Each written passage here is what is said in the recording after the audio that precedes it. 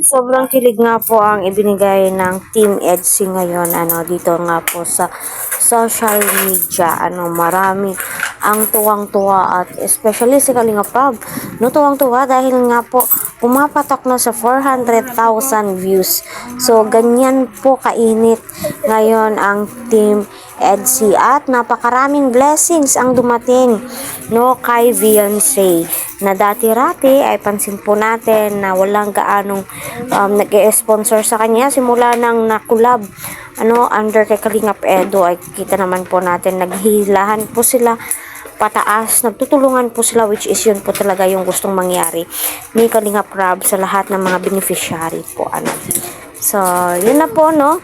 Kita naman po natin na kilig na kilig itong si Beyonce at hindi niya po expected na may pa-surprise itong si Eds, may pabulaklak pa nga po at kita naman po natin, no, na si Edo ay sinabi niya na sana ay forever na nga po daw ang EDSI. So sana hoping and praying, no, sa kanilang dalawa po yan, at saka syempre kung walang papasok na mga kontrabida kasi, no, hindi po magiging magandang teleserye kapag walang kontrabida. Pero sana naman respetuhin po natin ang Team Kalingap. Hindi naman po pwedeng palaging ganun na lamang po yung mangyayari.